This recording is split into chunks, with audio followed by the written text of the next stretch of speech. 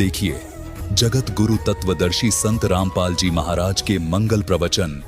तो यहाँ दादू साहब जी वही कह रहे हैं कि सुमरत नाम कबीर का कटे काल की पीर, दादू दिन दिन ऊंचा होवे फिर परमानंद सुखसीर।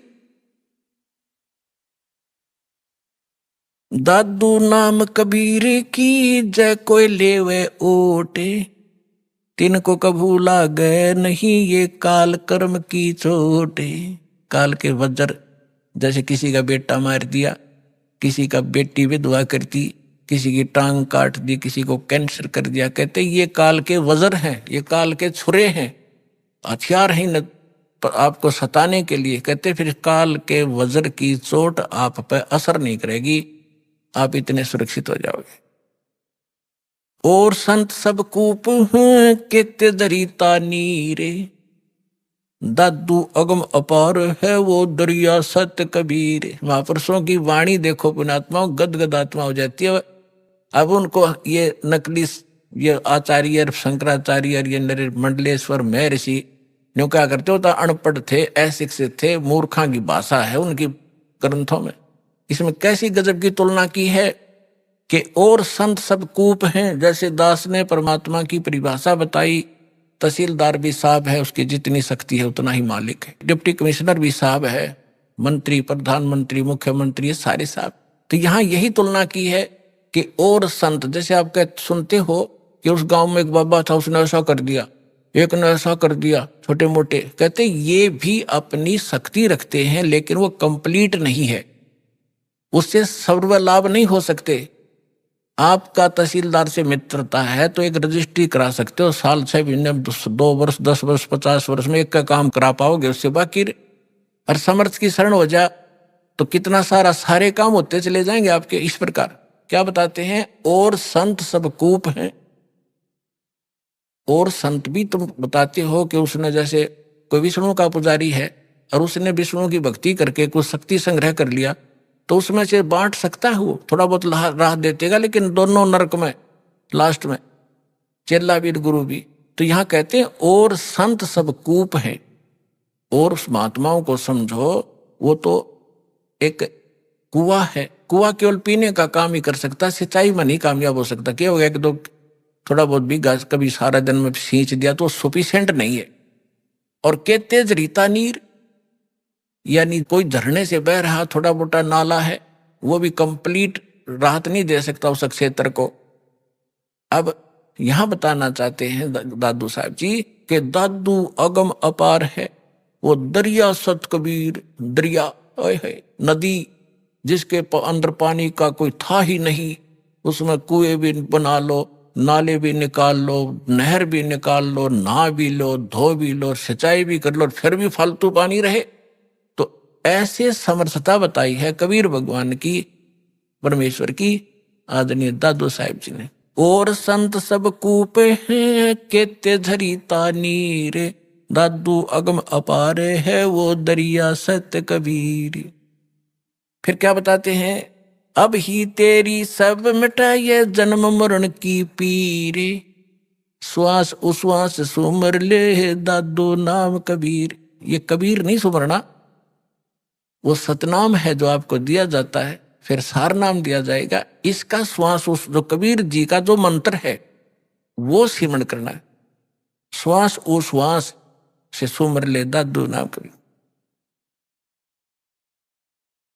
दादू नाम कबीर का सुन के कापे काले, नाम भरोसे नर चले हुए नवा का बाड़। कबीर साहब का जो मंत्र है इसका सिमरण करते रहना, यो काल आपका कुछ नहीं बिगाड़ पाएगा। जिन मोह को निज नाम दिया सोए सतगुर हमारे, दादू दूसरा कोई नहीं ये कबीर सिरजनहार। तब जो दास आपको गरीबदास साहिब जी की कथा सुनाना चाहता था, अब जैसे गरीबदास जी की कथा सुना रहा है, इसको आगे बढ़ाते हैं। अब इसको जैसे नानक साहिब जी को परमात्मा मिले थे जिंदा महात्मा के रूप में, सचखंड से आए थे। नानक साहिब जी सुल्तानपुर नाम का एक नगर है, शहर है, उसमें एक राजा था, नवाब था, उसके यहाँ नौकरी करते थे खजाने में। और वो प्रतिदिन नदी पर स्नान करने जाया करते थे।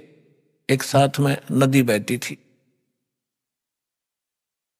बेई नदी बोलते, बेई, उसमें स्नान करने जाया करते थे। वहां परमात्मा आए थे जिंदा महात्मा के रूप में। उनको बहुत सी ज्ञान चर्चा गोष्ठी हुई।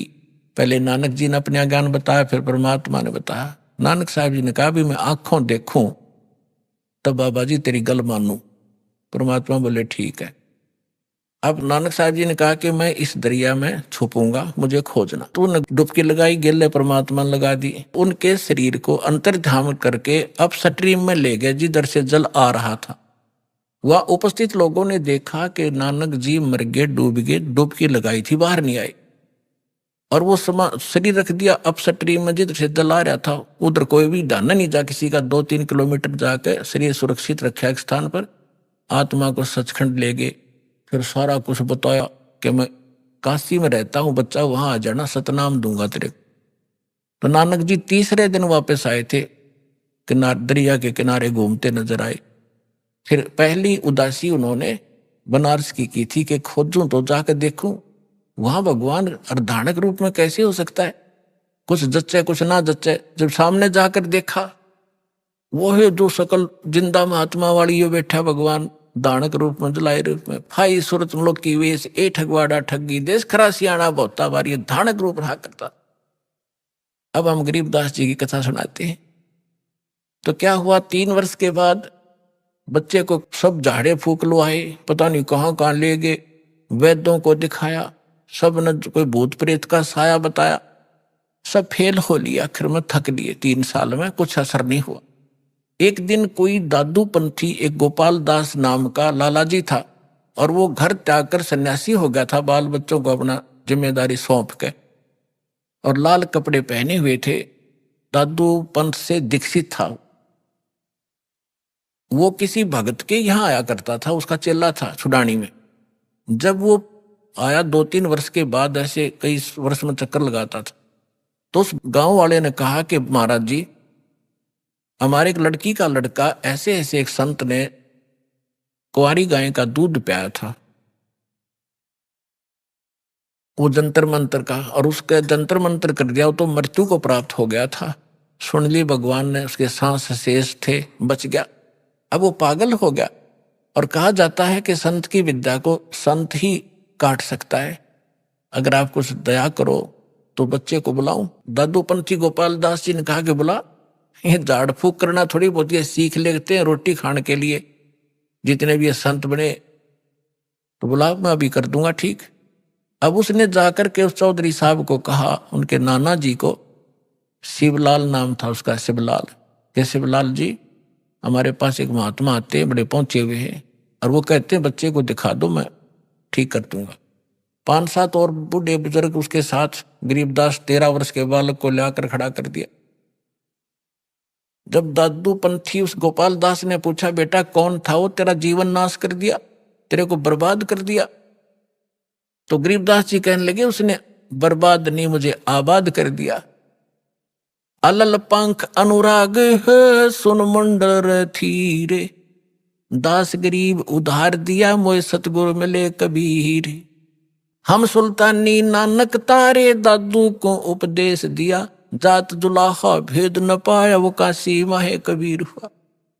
जब ये वाणी उस परमेश्वर के प्यारी आत्मा गरीबदास जी ने बोली, उस 62 साल का महात्मा था, 62-65 साल का दादू पंथी गोपाल दास, उसका शरीर, आंख भर आई उसकी, और रोंग रोंग खड़े हो गए कि इतनी प्यारी भाषा बोल रहा है इसने, बौड़ा बताओ दुनिया, अरे तेरा गजब भैया। तब उस काफी आध घंटे तक गरीबदास जी वो वाणी बोलते रहे, जो भगवान से परिचित होकर के उन्होंने गए भी खाल विशाल सतगुरु अचल दिगंबर थीर हैं, कि सारा कुछ बोला। तब वो 65 साल का आदमी खड़ा हो गया, महात्मा जिसके वो लोग पूजा कर रहे थे, हाथ जोड़कर कहने लगे, महाराज जी यह वाणी लिखवा दो, सारी की सारी, जीवों का उद्धार होगा कलयुग में। गरीबदास जी यही चाहते थे कि किसी तरह लखनियां मिल रहे बने, लेकिन यू कल भाग जाएगा 2 दिन, थोड़ी बहुत लिख के, मैंने तो बहुत कुछ लिखवाना है उसको दृढ़ करने के लिए। उठ चल पड़े गरीबदास जी, उससे बात नहीं की। फिर अब उन लोगों ने सोचा कि 65 साल का आदमी एक 13 साल के बालक का घा जोड़ बैठा। उन्होंने ये सोचा भाई इसमें तो बड़ी बला है, बाबा जी का भी चक्कर कटा दिया इसने, यानी कोई बड़ा भूत प्रेत है इस गरीबदास जी में। 65 साल का बाबा भी हाथ जोड़े खड़ा इसका आगे, यू क्या कहे है इसको।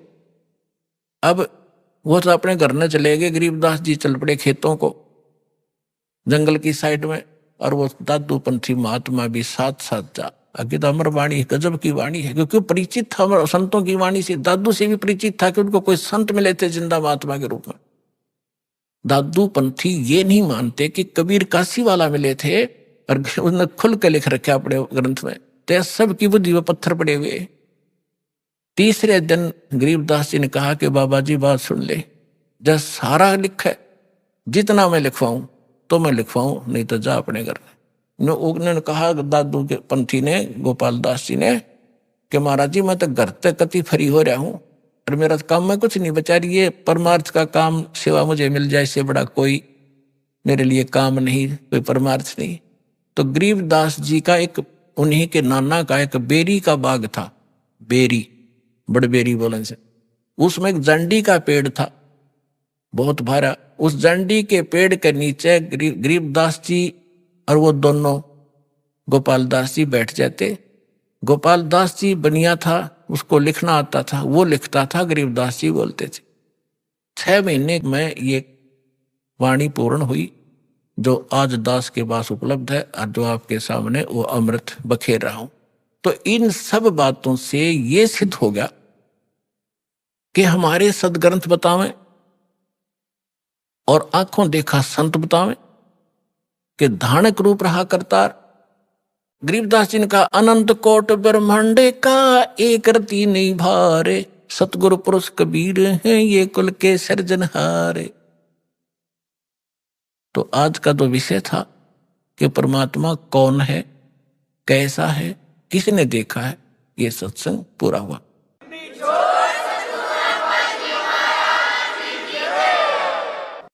परमपिता परमात्मा पूर्ण ब्रह्म सारी सृष्टि के रचनहार कबीर देव जी, कबीर साहिब जी, वो धानक कबीर, दुल्हा कबीर, काशी के अंदर जो एक सिंपल मैन की तरह रहा करते थे। पुण्यात्माओं, समर्थ कभी लोग दिखावा नहीं करते। कबीर साहब कहते हैं बड़े बड़ाई ना करें, छोटा बहुत इतरावे, और जो प्यादा फर्जी हो वो टेढ़ा मेढ़ा जावे। परमात्मा क्या कहते हैं, जैसे ये कच्चे रास्ते पैदल चलने के खेतों में से बना लिए जाते हैं, वो अस्थायी होते हैं किसी के खेतों में से, तो कहते हो टेढ़ा मेढ़ा चलता है। और जो सही स्थान पर बनाए जाते हैं, कहते हैं वो स्ट्रेट होते हैं, सीधे होते हैं, वो परमानेंट होते हैं। तो इसी प्रकार परमात्मा समर्थ थे, उनको कोई आडंबर करने की कति आवश्यकता नहीं थी। अपने आत्माओं, विशेषकर अपने हिंदू धर्म के अंदर हम जिनको भगवान माना करते थे वे सभी कोई राज्य पद को प्राप्त थे। भगवान श्री राम को, भगवान श्री कृष्ण को, विशेषकर हम इन्हीं को भगवान मानते थे। तो पुण्यात्माओं, जिसके पास यहाँ इस संसार की छोटी मोटी पावर हो, एक SHO है, एक छोटा सा अधिकारी होता है एक छोटे से क्षेत्र का, उसके हाथ में डंडा होता है, दंड देने की कुछ उसके पास पावर जो होती है। अब वो तो अपने आप ही भगवान है उस क्षेत्र में। कोई मंत्री है, उसके पास पावर है छोटा मोटा राहत देने की, तो वो तो आपका भगवान है, सबको स्वीकार्य है। और पुण्यात्मा एक झोपड़ी में रह के और कपड़ा बुना करते थे, कभी कभी कुर्ता भी नहीं पहनते थे, धोती में रहते थे। हैंड टू माउथ उनका निर्वाह था। ऐसे को भगवान कोई सपने में भी नहीं मान सकता। लेकिन पुण्यात्माओं, जब हम पारखी हो जाएंगे, हम लाल की परख करना जान जाएंगे, फिर अपने आप समझ में आ जाएगा हु इज गॉड। आज आपको परमात्मा कबीर जी के बारे में बहुत सी धारणाएं गलत फैला रखी थी। कोई कहा करते थे वो एक विधवा ब्राह्मणी के पैदा हुए थे, शर्म के मारे वो कहीं सरोवर के किनारे डाल आई थी। एक नीरू नीमा नाम के जुलाहा थे, संतान थे, वो उठा लाए थे और बड़ा होकर के वो जुलाहे का काम करते थे। और फिर ये भी कहा करते थे कबीर एक कवि थे।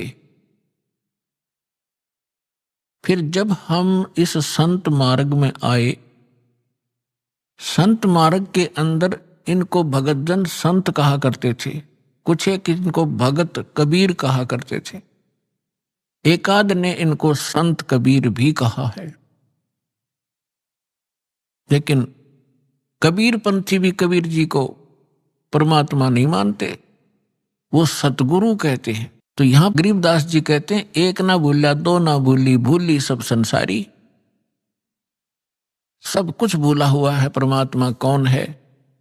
और जिसके नाम पर रोटी खाया करते कबीर पंथी, उनको नहीं पता कबीर साहब समर्थ हैं, सृष्टि रचनहार हैं, वो भी केवल एक सतगुरु कहा करते हैं। उन सब की वीडियो, उनके प्रवचन, इंटरव्यू रिकॉर्ड किए जा चुके हैं। ईब चाहे वह कितनी बकवाद करो, समाज को सब पता लग गया उनका कितना नॉलेज था। आज आपको परमात्मा के प्राकट्य के विषय में बताएंगे। वैसे तो भगवान ने स्वयं कहा है, चारों युग में संत पुकारे, कूक कहा हम हेल रे, हीरे माणिक मोती बरसे, यो जुग चुगता डेल रे। परमात्मा कहते हैं चारों युगों में मैं आया और प्रत्येक युग में अच्छी आत्माओं को, संतों को मिला, उनको अपने से परिचित कराया और उन महापुरुषों ने मुझसे परिचित होकर के मेरी महिमा ढोल के डंके पे स्थान स्थान पर जाकर सुनाया। तो परमात्मा कहते हैं सतयुग में सत सुकृत कह टेरा, त्रेता नाम मुनींदर मेरा, द्वापर में करुणा में कहाया, कलयुग नाम कबीर धराया। आज हम आपको कलयुग के अंदर परमात्मा के प्रकट के विषय में सुनाएंगे, थोड़ी सी बैकग्राउंड भी सुनाएंगे।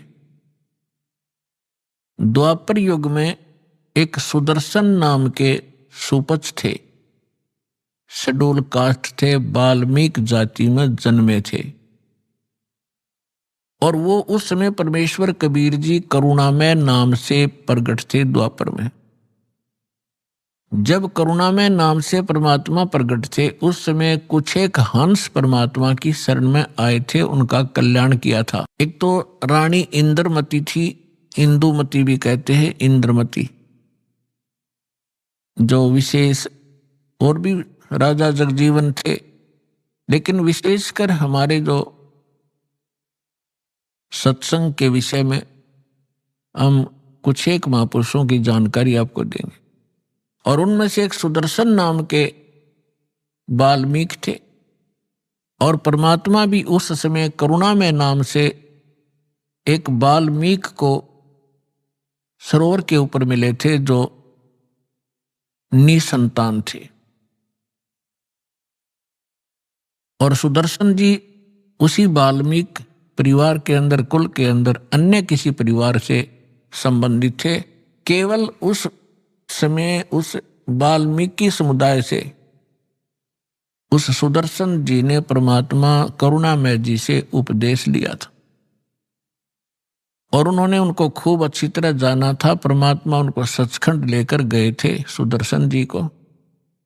अब जिन्होंने परमात्मा को सचखंड में देख लिया, पूरा विश्व एक तरफ और वो महापुरुष एक तरफ रहे। इस कलयुग के अंदर भी आपके सामने दास ने बहुत बार उन महापुरुषों के शुभ नाम गिनाए हैं जिनको परमात्मा मिले, तो वो भी दृढ़ हो गए थे।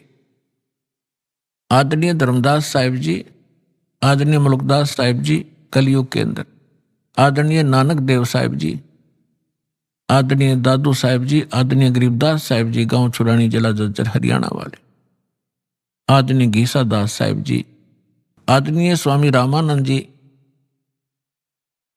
काशी शहर वाले, बनारस वाले। और परमात्मा खुद कहते हैं, जो देखेगा मुझे धाम में, जो मुझे सतलोक में देख लेगा सो जानत है मुझ, वो मुझे समझ सकेगा कि आई एम गॉड। और गरीबदास जी बता रहे हैं, परमात्मा ने यह ऐसे कहा था, गरीबदास तो से कहूं सुन गायत्री गुज। ये गुप्त भेद बता रहा हूं कि जो मुझे सतलोक में देख लेगा वो मुझे भगवान मानेगा, और नहीं तो इस पृथ्वी पर घूमते हुए मेरी प्रत्येक दशा को देखकर आम आदमी पहचान नहीं सकता। तो अब हम उनको पहचानेंगे क्योंकि हमें लाल के गुणों और लक्षणों का ज्ञान हो गया। तो इसी प्रकार ये जितने महापुरुषों के शुभ नाम आपको बताए, जैसे गुरु नानक देव जी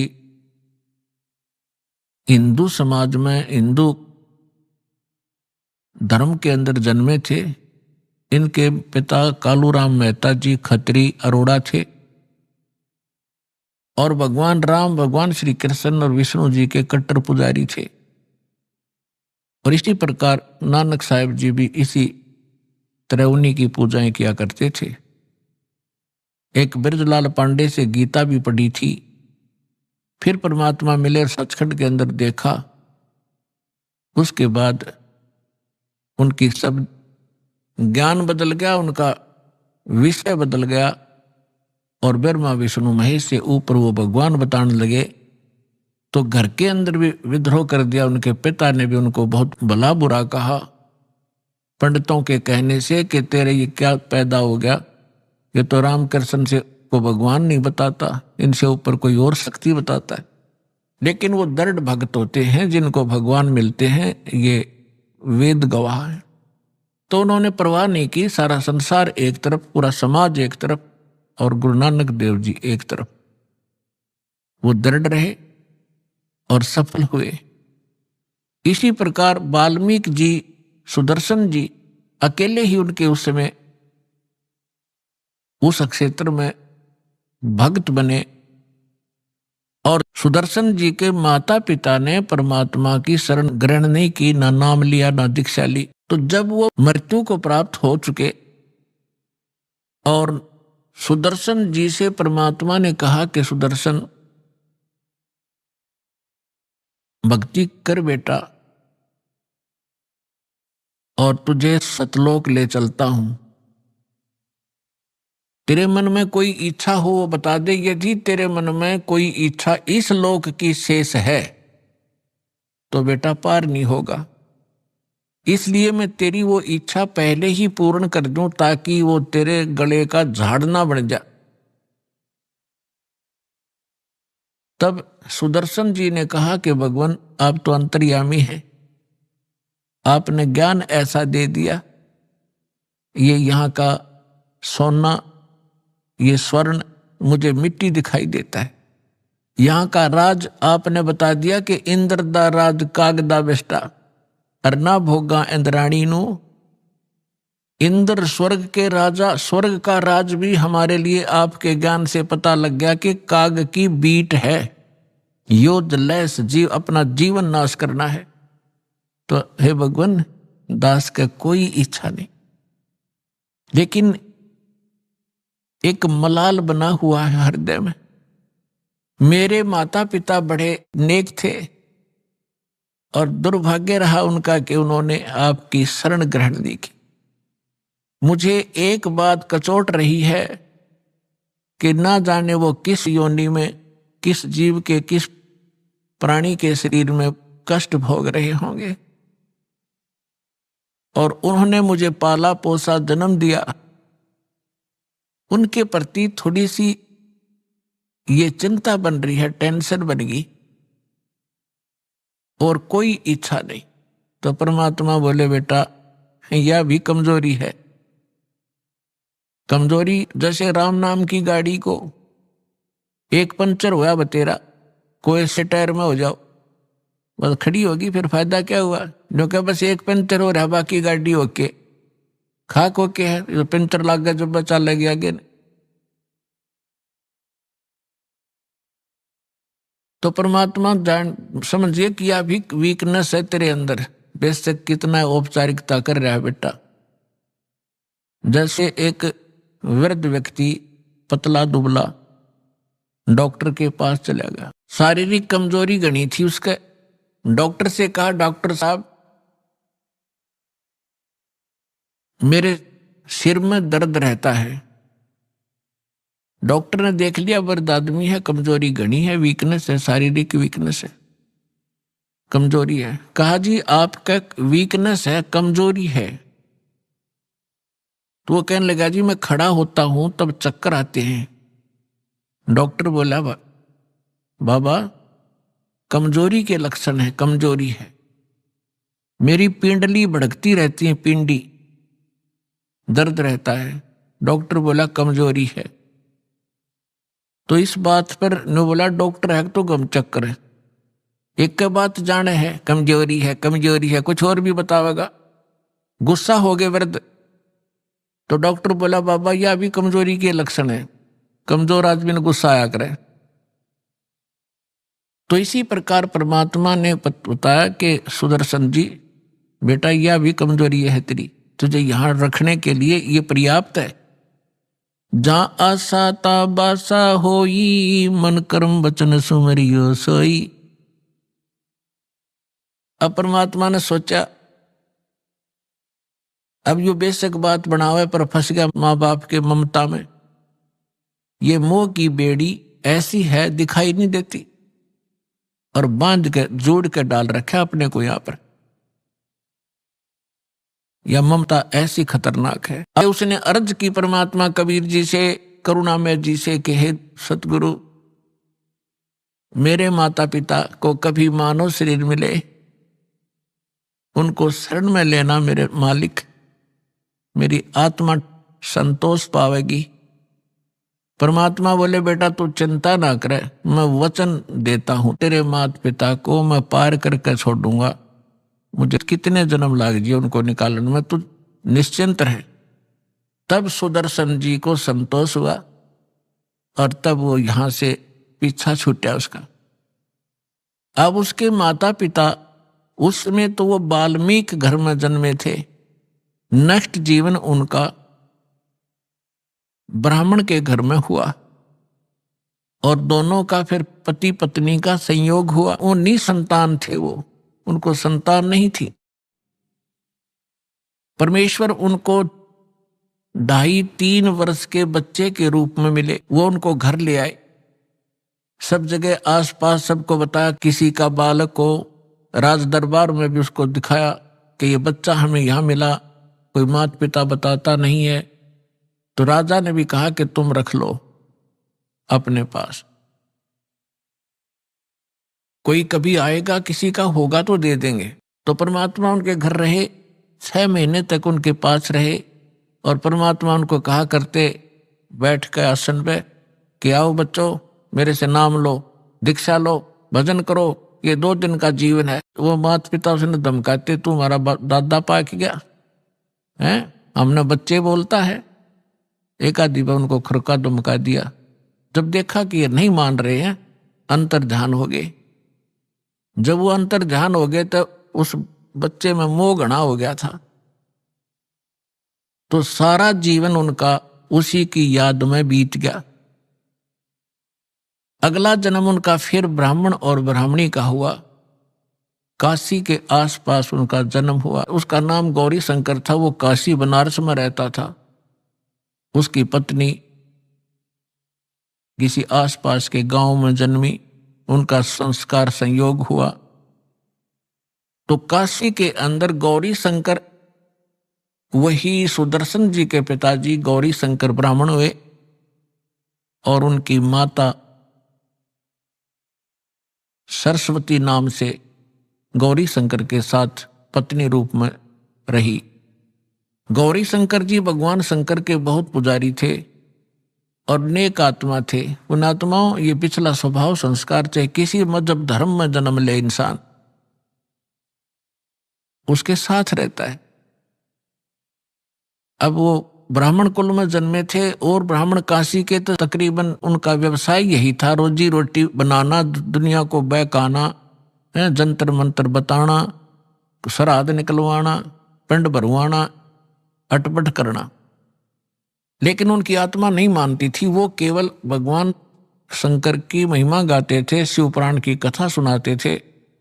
उस कथा से जो भी पैसा आ जाता था निर्वाह करते थे और शेष बच जाता था उसको भंडारे में लगा देते थे, संग्रह नहीं करते थे। जिस कारण से उनकी इस क्वालिटी से, इस गुण के कारण उनके प्रति आम हिंदू की एक विशेष जो आस्था थी, जुबान पर चढ़े हुए थे सबके कि बड़ा नेक आदमी है, कोई लालच नहीं करता है, निस्वार्थ कथा सुनाता है। और जिस कारण से अन्य जो रोजी रोटी वाले ब्राह्मण थे, वो पांडे, वो गौरी शंकर से ईर्ष्या करा करते कि सब हिस्से की प्रशंसा करते हैं, ज्यादा लोग इन्हीं की कथा सुनने जाते हैं। तो उसको नीचा दिखाने के लिए वो बहुत प्रयत्नशील थे, लेकिन उनकी कोई चल नहीं रही थी, दाल नहीं गल रही थी। इस बात का पता चला काजी और मुल्लाओं ने। काशी के काजी मुल्ला मुसलमानों को पता चला कि गौरी शंकर हिंदू धर्म का घना प्रचार कर रहा है। और उनको ये भी मालूम हुआ कि अन्य जो ब्राह्मण हैं, जिनको सभी गुरु रूप में मानते हैं ये हिंदू लोग, वो इससे ईर्ष्या करते हैं, इनके साथ नहीं है। जिस कारण से उन दोनों को, गौरी शंकर और सरस्वती को, वो निसंतान थे, उनका बालक बच्चा नहीं था कोई भी, उनको जबरदस्ती मुसलमान बना दिया। अपना जूठा पानी उनका सारा छिड़क दिया, उनके मुंह में डाल दिया। 10-5 हिंदू खड़े होकर देख रहे थे ब्राह्मण, उन्होंने जाकर सारा अनाउंसमेंट कर दी कि गौरी शंकर मुसलमान बन गया है, उसके घर नहीं जाना है, उसको अपने घर नहीं आने देना है, इसको गंगा में स्नान भी करना बंद कर दिया। गंगा घाट पर जहां ब्राह्मण लोग नहाया करते थे, वह मुसलमानों को अलाउड नहीं था स्नान करना उस गंगा में। और मुसलमान लोग इस गंगा की घनी परवाह भी ना करा करते, नान और विशेष, क्योंकि उनके उस इतिहास में है ही नहीं। तो गौरी शंकर सरस्वती विवश हो गए, उनका नाम बदल दिया।